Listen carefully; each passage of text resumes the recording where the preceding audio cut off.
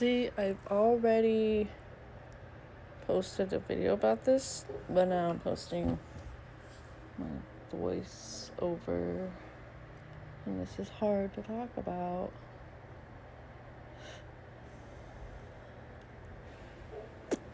Because me and my boyfriend have been in couples therapy for a few months, since I want to say February-ish. Yeah, February, and it had been going well, but I don't know, it's weird. The therapist is starting to, it's like he's unmasking or something. And I don't know, people have always wanted to silence me my whole life and make me think I'm the crazy one for reacting and everything. So it's just, okay, so this one of the last sessions, not this the very last one, but I'll get to that one, but the one before it, I was in a BPD episode. I know I'm not excusing it, because I'm working to fix it. I'm working to not be like that, is like to cope better without going into one, but I can't always help it. And anyways, ever since that episode, it's been a lot better, but still, this is what I need. This is what I would assume all of us need BPD. But excuse me, during my BPD episode, it was still going on because it was just a bad triggering.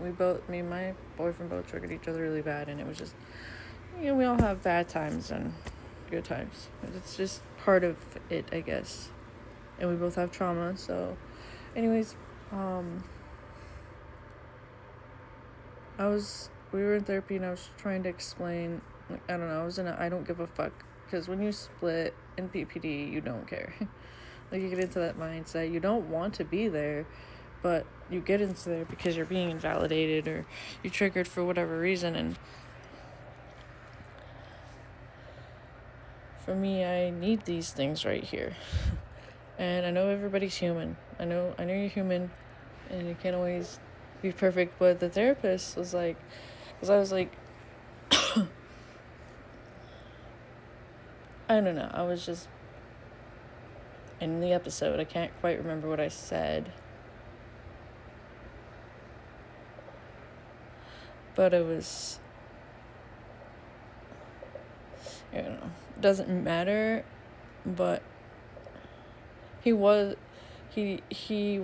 began kind of like firmly, like he almost yelled at me. Like, it was like, no, yeah, he did yell at me. And then, like, I'm like, but this is really hard to talk about, I'm sorry, because I'm used to being in the wrong and always getting the blame. So that's why it's really hard to talk about this, when if he had worked with people with BPD for 7 years or whatever, however he said it, then he would know not to yell at somebody during an episode, because it escalated. It did. It escalated it. It really did. I would have gotten through it faster and been de-escalated, but instead I got up and I was like, I left, I slammed the door, I came back, I was pissed, and then, like, I told my boyfriend, I was like, fuck both of you, basically. And he read the text to him, and it just made it worse, and just, like, it felt like he was getting all the validation when they didn't see his outburst the night before. But, like, it was just a mess, and we're good now. We're really good now. Me and my boyfriend are good now. It's just the fact that the therapist did not handle it. I'm just like, okay, so it's... And yeah, me and my boyfriend talk about our past relationships, the trauma, and like, we have a lot of trauma from that shit. We also talk about it because it's our life and it's our experiences and stuff. And it's not from a place of, oh, I'm still hanging on to that person. It's from a place of, that was where I was in my life. And this caused me trauma, or we're talking about that. And we can open up to each other about stuff like that. But my boyfriend talked to all of the last session. I didn't say anything. I did show up. I wasn't going to, but I did show up. Even though it's telehealth, it's through video chat, Zoom. But it's like, the therapist was like,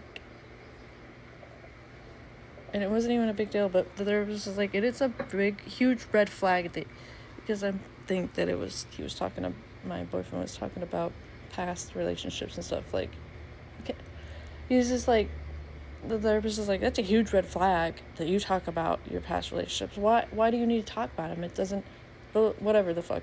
But it's just like, wait, no, it's not a huge fucking red flag.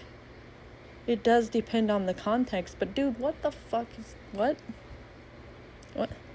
Like, this is why we want help, but a lot of us are afraid to get help because there's a lot of fucking kooky motherfuckers out there who are therapists.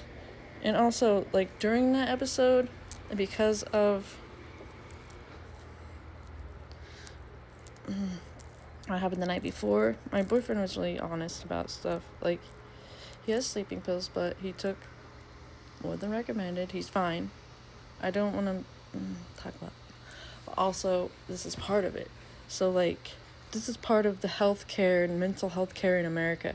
He wasn't trying to do anything besides go to sleep. Maybe in the back of his mind he's trying to do a little more, but I tried to stop him. But, like, also, the therapists, they love to be like, we're not going to call anybody, because I was just like, I feel like self-SHing,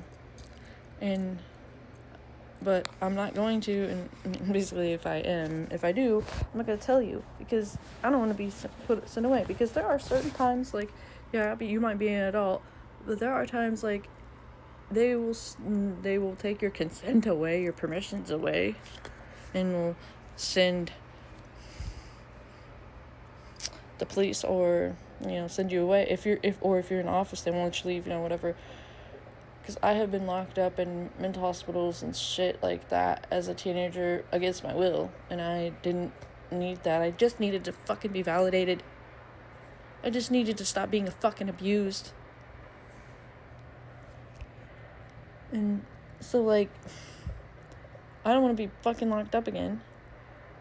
So, I get there's protocols, but, like, don't fucking tell your patient, oh, you're not gonna get locked up, we're not gonna send nobody, we're not gonna call the police, whatever, and then do it.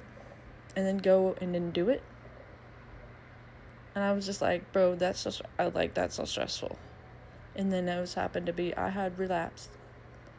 And I walk out there to see where my boyfriend is, and he's talking to the police because they had sent it. And I'm sorry, this is our experiences, and I'm not gonna fucking lie about what we're going through, but I still be a little afraid, because I'm like, I know people are being like, you gotta be careful what you say, and it really sucks, and I hate that you have to be careful what you say, but really, you have to be careful what you say to your therapist, really. We are both safe and okay now. We are fine, I promise. It's just that was very stressful, because I don't like the police as it is. I don't trust them, and we all know why. But then,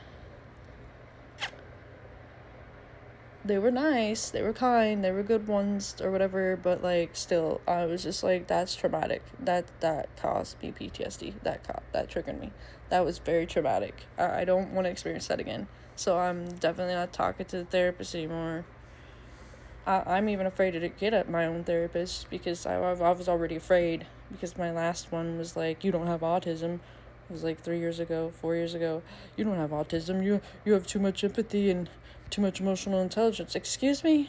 You used to work with, and she's like, I used to work with autistic kids, and they don't have any of that. It's like, excuse me, bitch, I'm glad you don't work with them anymore.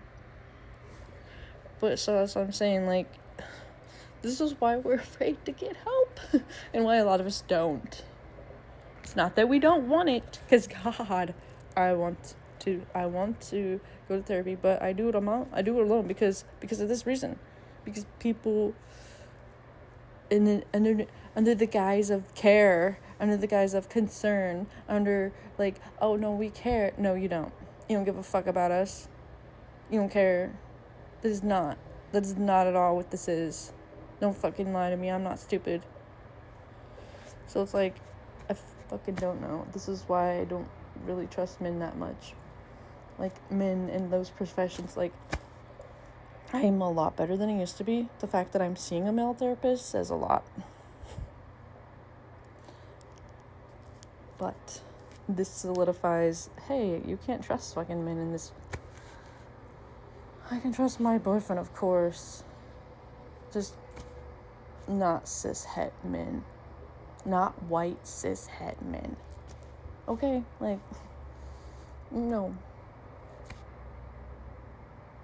I don't want to be silent about it anymore. I'm tired of being silent about things.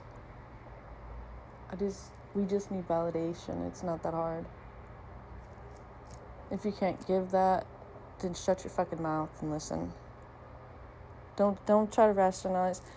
If you've truly worked with people and know how BPD works for 7 damn years, if you truly do, then you would know you can't do the last part. You can't fucking yell at me, like at anybody in that state. You have to. You are dumber than shit. I'm sorry, I just had to fucking say all that. I just needed to get it out. It's just. This is literally America, guys. And why we don't get the help we need here. Because we try, and then this type of shit happens. That's not helpful. That brings more trauma. That just traumatizes you more. Anyways, that's what I want to say about this, and that's why I'm just saying this was posted by a therapist on TikTok. I want to go through to those that I follow. Like, let me just do that, okay? Because clearly you can see what they share, and you can see that they advocate for it or whatever, and be like, they're trauma informed and shit, but I'm just telling you, people have went through great fucking lengths to shut me the fuck up in life. And it works a lot. It used to work a lot, and it still can. Not for as long, but like, no, I'm not the problem. Like, I'm reacting.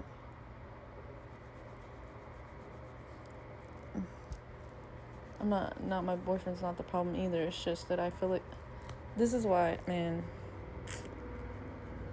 I kind of don't want us to go to therapy anymore. I think it's going to start harming us now. I think it's going to start harming especially my boyfriend, because he's a little more trusting than me when it comes to advice from other people. So I'm just like, no, don't say the wrong shit, bro. Like, anyways, yeah, America.